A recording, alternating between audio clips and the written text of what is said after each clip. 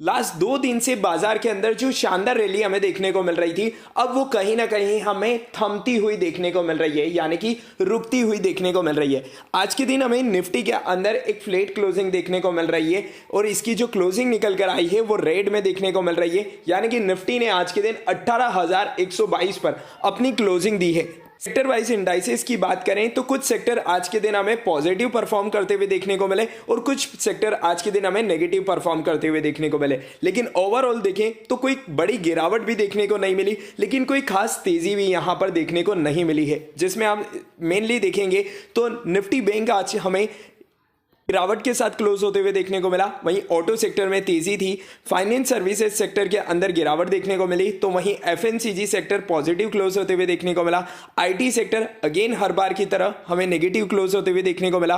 तो ये तो बात हो गई मार्केट के ओवरऑल व्यू की। अब बात करें आज के दिन क्या बड़ी अपडेट निकल कर आई है जिसके चलते कल के दिन बाजार के अंदर हलचल हो सकती है। तो सबसे पहली अपडेट हमें आरबीआई की तरफ से देखने को मिल रही है।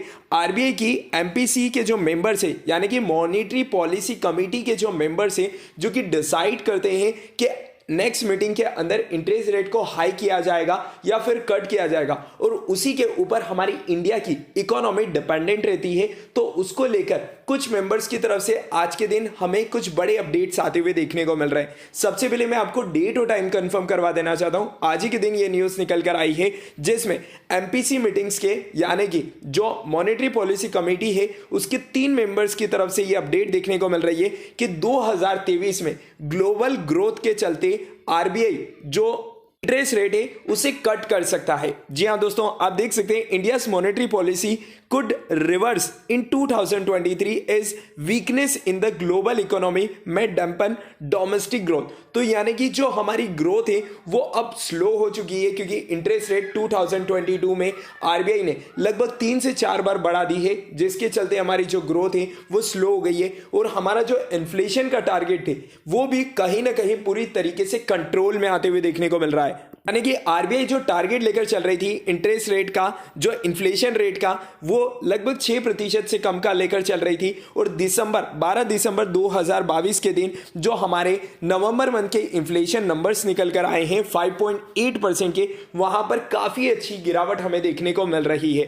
तो ओवरऑल इसी के चलते यह माना जा रहा है कि 2023 इंडिया की ग्रोथ के लिए काफी अच्छा हो सकता है। और ओवरऑल अगर इंडिया की ग्रोथ होगी तो डेफिनेटली सेक्टर वाइज हमें सभी सेक्टर में अच्छी ग्रोथ देखने को मिल सकती है। और अगर आपने एक फंडामेंटली स्ट्रॉन्ग पोर्टफोलियो डिजाइन कर रखा है तो वहां पर भी आपको काफी अच्छे नंबर्स देखने को मिल सकते हैं। ये तो बात हो गई 2023 के पूरे ईयर की। लेकिन शॉर्ट टर्म की बात करें तो रिसेंटली एक अपडेट हमें आते हुए देखने को मिल रही है। कुछ मिनट्स पहले ये अपडेट निकल कर आई है जिसमें इंडिया के लिए आने वाले 14 डेज, आने वाले 40 दिन थोड़े से क्रूशियल होने वाले हैं, क्योंकि इंडिया के अंदर जो कोविड के केसेस है अब हमें उनमें नंबर्स बढ़ते हुए देखने को मिल रहे हैं। और अगर इसी तेजी से कोविड के नंबर्स बढ़ते हैं तो कुछ रेस्ट्रिक्शंस गवर्नमेंट की तरफ से मार्केट में देखने को मिल सकती है, जो कि ना हो तो बहुत अच्छा है, क्योंकि अगेन मार्केट का सिनारियो अभी जाकर पूरी तरीके से स्टेबल हुआ है, लेकिन वहां पर हमें गिरावट देखने को मिल सकती है। हालांकि आज ही के दिन आई एक रिपोर्ट के अनुसार निफ्टी जो यहां पर दिसंबर 2023 तक 19,500 रुपए का लेवल टच कर सकती है और सेंसेक्स 64,500 का लेवल टच कर सकता है। एमके इंस्टीट्यूशनल इक्विटीज का यहां पर यह मानना है। तो यदि आपने मार्केट में पोजीशंस बना रखी है और अगर आप एमके इंस्टीट्यूशनल इक्विटीज को फॉलो करते हैं तो आप इन टारगेट के साथ में जा सकते हैं। अब बात कर लेते हैं निफ्टी 50 के अंदर टॉप 50 कंपनीज आपको देखने को मिलेगी, लेकिन वहां पर रीबैलेंसिंग तो नहीं हो रही है। लेकिन कल के दिन वहां पर जो वेटेज है वो यहां पर चेंज हो रहा है, यानी कि अभी के टाइम पर अगर आप देखेंगे तो रिलायंस का वेटेज निफ्टी 50 के अंदर सबसे ज्यादा देखने को मिलता है, लगभग 11.36% का। उसके बाद में एचडीएफसी बैंक लिमिटेड का हमें वेटेज देखने को मिलता है 8.53% का। ऐसे अगर आप नंबर वाइज देखेंगे तो ICICI bank, Infosys, HDFC, TCS, ITC, Kotak Mahindra bank limited, Larsen and Toubro limited, ऐसे करके इन निफ्टी 50 कंपनियों का वेटेज देखने को मिलता है। और जिस कंपनी का वेटेज सबसे ज्यादा होता है वहां पर जो फंड का इनफ्लो है, जो एफआई डीआई का इनफ्लो है, वो काफी ज्यादा देखने को मिलता है। तो यहां पर एक बड़ी अपडेट हमें आते हुए देखने को मिल रही है कि कल के दिन जो रिपोर्ट यहां पर डिक्लेयर होने वाली है, जिसमें जो कंपनियों का वेटेज यहां पर निफ्टी 50 के अंदर बढ़ने वाला है उनके बारे में बात कर लेते हैं, क्योंकि वहां पर आपको काफी अच्छे इनफ्लो आते हुए देखने को मिलेंगे, जिस कारण से यहां पर तेजी देखने को मिल सकती है।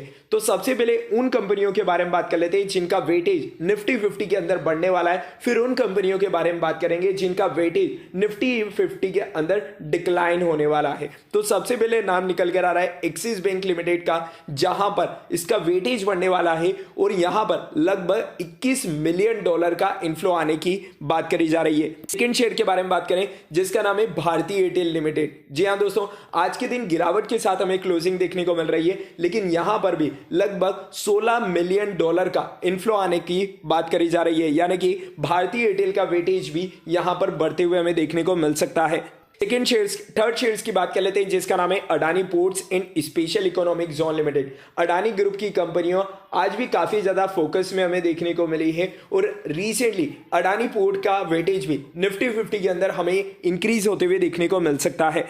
एक शेयर के बारे में बात कर लेते हैं जिसका नाम है HDFC life insurance company limited. यहां पर भी निफ्टी 50 के अंदर इस कंपनी का भी वेटेज हमें बढ़ते हुए देखने को मिल सकता है और यहां पर भी लगभग $9 मिलियन का इनफ्लो हमें आते हुए देखने को मिल सकता है। तो ओवरऑल जब इन कंपनियों के अंदर फॉरेन इंस्टीट्यूशनल का पैसा आएगा तो डेफिनेटली इनकी जो शेयर प्राइस है वहां पर भी हमें काफी अच्छे नंबर्स देखने को मिलेंगे। नेक्स्ट शेयर के बारे में बात कर लेते हैं जिसका नाम है HDFC बैंक लिमिटेड। यहां पर भी इनफ्लो आने वाला है, लेकिन ज्यादा नहीं, सिर्फ $3 मिलियन के इनफ्लो आने की बात करी जा रही है, यानी कि HDFC बैंक लिमिटेड का वेटेज भी निफ्टी 50 के अंदर अगेन हमें इंक्रीज होते हुए देखने को मिल सकता है। बात कर लेते हैं अनदर बैंकिंग सेक्टर स्टॉक्स के बारे में जिसका नाम है ICICI बैंक लिमिटेड। यहां पर भी $3 मिलियन का इनफ्लो आने की बात करी जा रही है। लास्ट शेयर के बारे में बात कर लेते हैं जिसका नाम है BPCL यानी कि भारत पेट्रोलियम कॉर्पोरेशन लिमिटेड, और इसका भी वेटेज बढ़ने की बात करी जा रही है और यहां पर भी हमें लगभग $3 मिलियन का इनफ्लो आते हुए देखने को मिल सकता है। तो ये बात हो गई उन कंपनियों के बारे में जिनके अंदर हमें जो कल से वेटेज चेंज होते हुए देखने को मिलेंगे।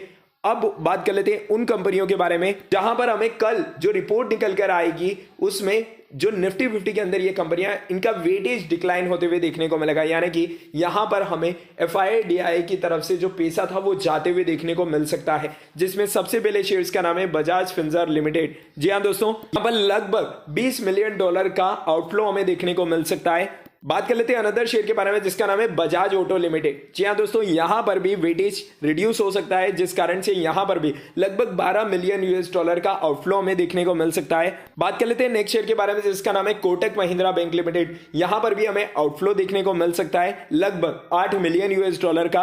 और लास्ट शेयर के बारे में बात कर लेते हैं जिसका नाम है टेक महिंद्रा लिमिटेड। यहां पर भी हमें लगभग $3 से $4 मिलियन का आउटफ्लो देखने को मिल सकता है। तो ये कुछ इंपोर्टेंट शेयर्स थे। ओवरऑल मार्केट का सिनेरियो कल के दिन क्या रहने वाला है ये हम आज की लास्ट वीडियो में आपके साथ जरूर डिस्कस करेंगे। अगर आप उस पर डिटेल वीडियो चाहते हैं तो नीचे कमेंट सेक्शन बॉक्स में लिखकर पूछ सकते हैं। मिलते हैं नेक्स्ट वीडियो में, तब तक के लिए स्टे कनेक्टेड, स्टे अपडेटेड।